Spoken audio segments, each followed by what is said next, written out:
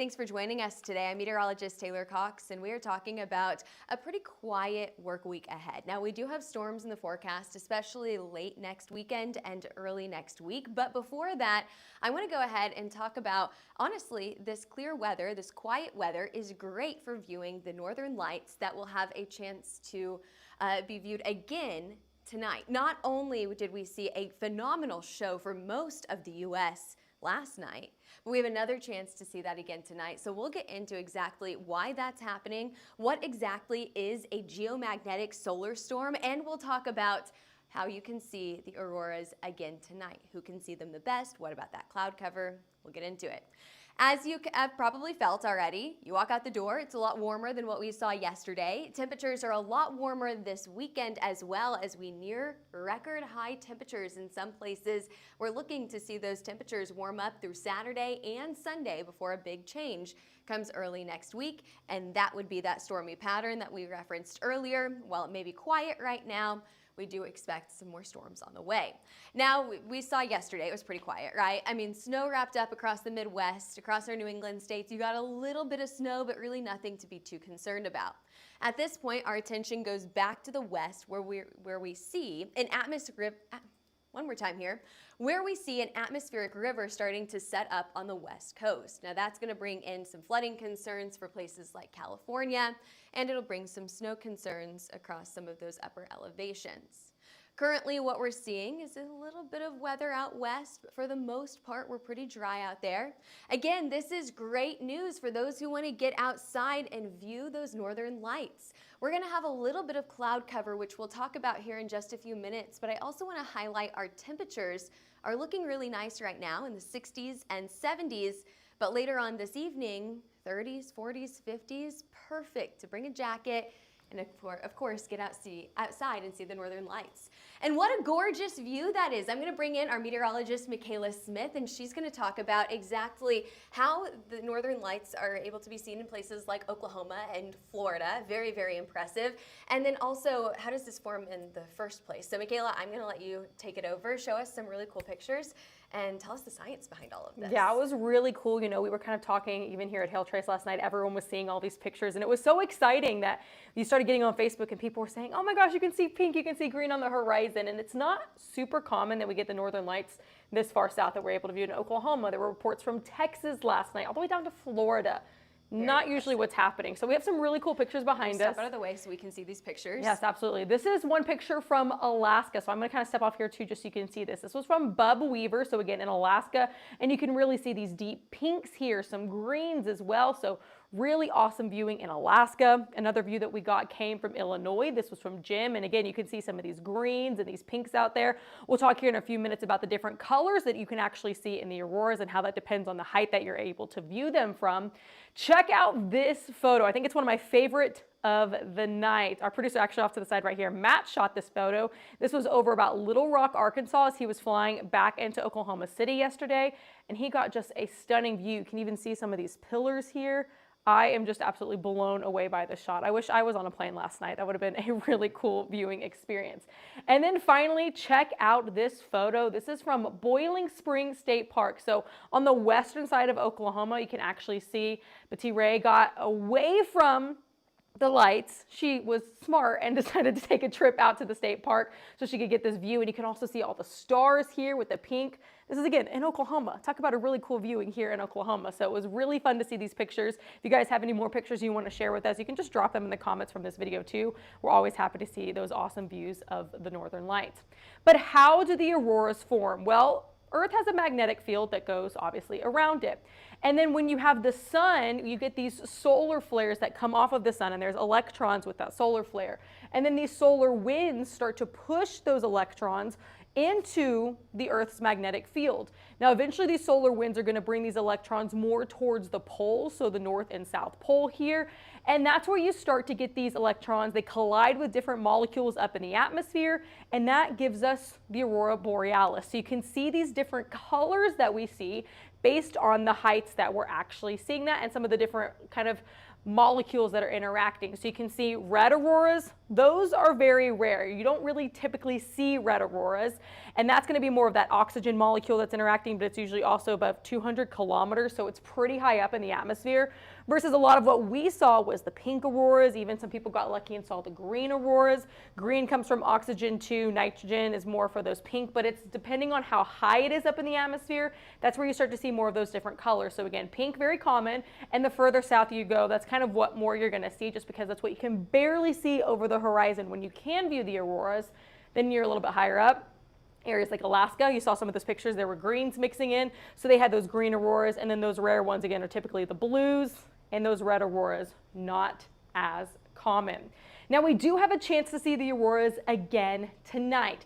Yesterday our geomagnetic storm was a level 4, so a G4 can go all the way up to a G5, and we're expecting for tonight to get pretty close to that G4, even again maybe G5 level for this viewing. So you can see who can see the auroras where we're bringing this all the way down. So parts of Texas again, maybe lucky just on the horizon if you're in somewhere like Florida, through Oklahoma, Arkansas, Nebraska. You're going to have a chance again this evening if you look on the horizon to kind of see more of those colors. Could even be potentially stronger than last night's storm, which means maybe even here in Oklahoma we'll start to see more of those greens. As you go more to the north, that's obviously where that viewing is going to get better. And if you're somewhere far north, or even parts of Canada, it's going to be absolutely stunning. And you can actually see the auroras with your naked eye when you look up. You can't see them with the naked eye here, but again, that's a possibility in other places. So I'm going to bring Taylor back in because we talked about, again, the auroras last night, and we're here located in Oklahoma. So when you stepped outside and I stepped outside, you know, you couldn't just view it yourself. Yeah. But as soon as you pulled up your phone and kind of like faced it to the north, I had pink on my phone. I got some pictures. You got some in Edmond too. Yes. And that's the cool thing is like our eyes can't see it, but technology, like with the cameras now, we can see it. So I'm going to let you explain how to actually capture those for people who maybe missed out last night. If they want to capture them tonight, you have a way to do that. Chance, yes, they have another chance tonight. Well, that's exactly our story, right? You know, we were driving around last night and my husband was saying, well, I can't see it, I can't see it. And I was like, people farther south than us have been able to see it. So we should be fine, we should be able to see it.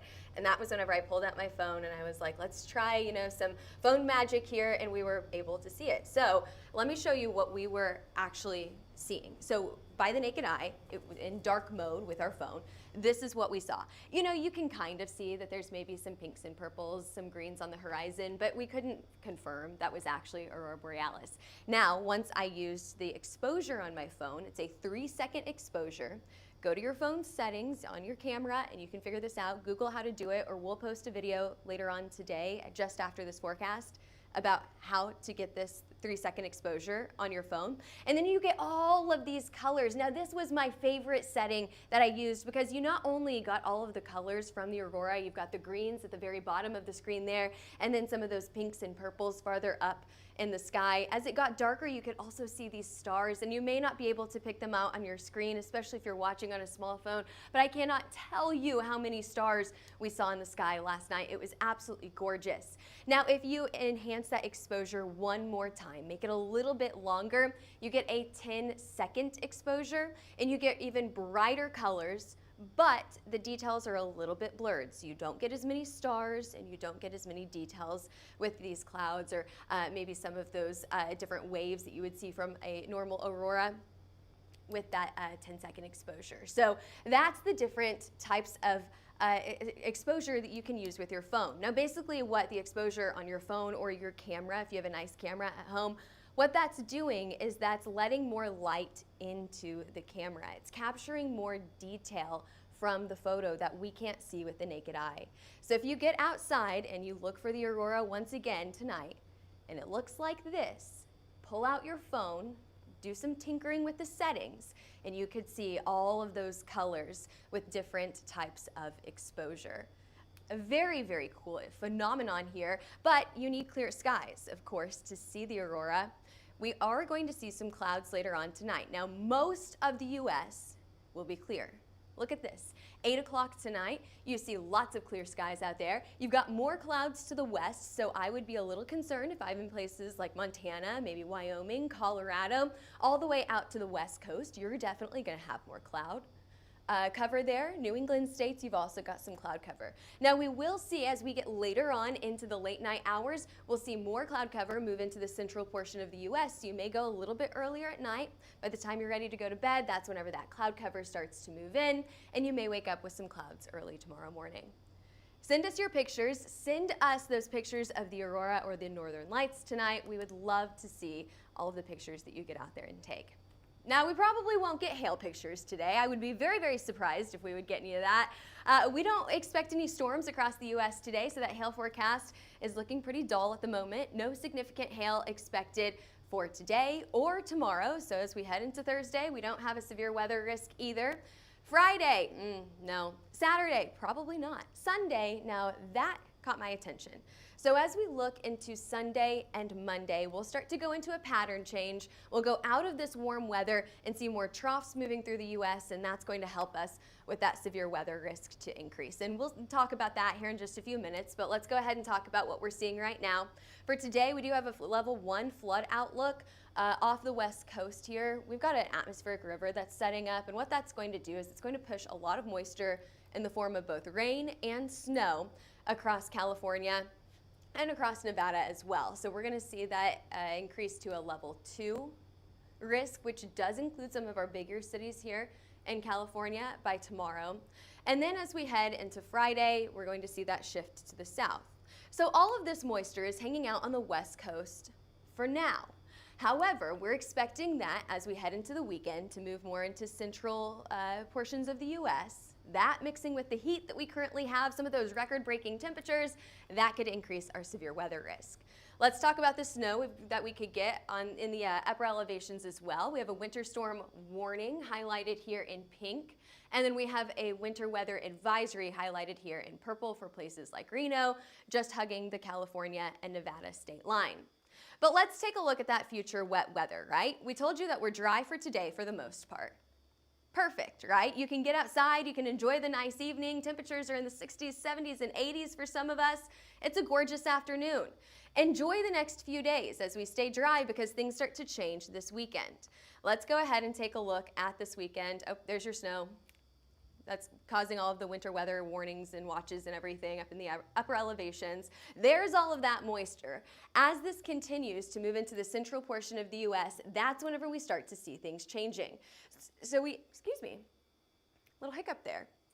So we actually have to change models here.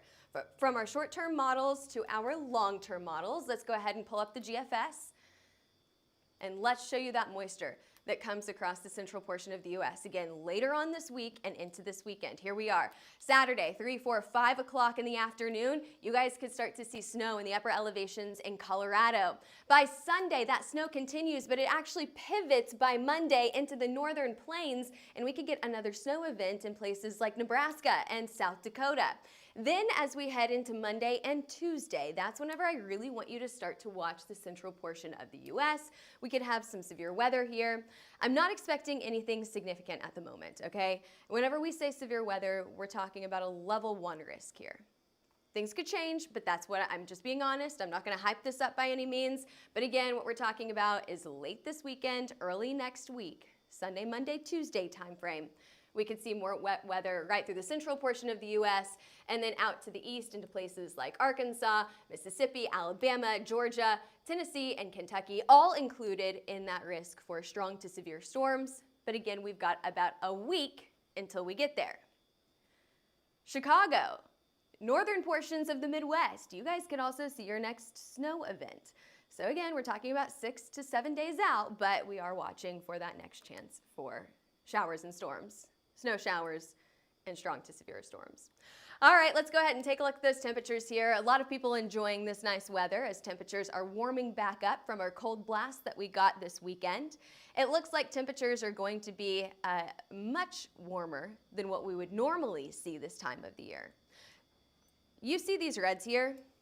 This is not 90-degree weather. No, that is not what we're talking about in Chicago. What we're talking about are temperatures above or degrees above average. So what we're talking about here, let's say your average in Chicago this time of the year is 60 degrees. I don't know if that's true. I'm just making up a number that sounds about right. Let's say it's 60 though. You have a really good chance to get up to 75 this weekend. Let's go to your real numbers here. What could we actually see in Chicago?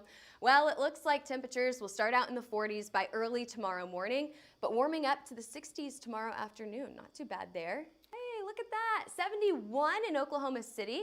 We'll take the 70s anytime we can get it. It looks like we're going to continue on this warm trend where we see widespread 50s, 60s, and 70s, which is about above normal for November, all the way through Saturday and Sunday. So we're going to stay warm for most of us through the weekend, and then finally seeing that big cool down as we head into early next week. It looks like highs for Chicago by Sunday and Monday drop back down to the 40s. You've got some freezing temperatures moving in here as well, so you're going to need that big coat. What we're doing right now is a typical fall setup where we are on a roller coaster of temperatures. We warm up, we cool down. We warm up, we cool down. And what that means is it brings back in fall severe weather season, but it also brings in some of those first few snowstorms like what you saw earlier this week. And extended temperature outlook here, so all the way into the middle of November. We're nearing Thanksgiving at this point. It does look like temperatures will stay just a bit above average. So again, we're not talking about 80s and 90s here, but we are talking about a mild middle of November. And we've also got several chances for showers and storms. So what we're talking about here is either rain, snow, or severe weather.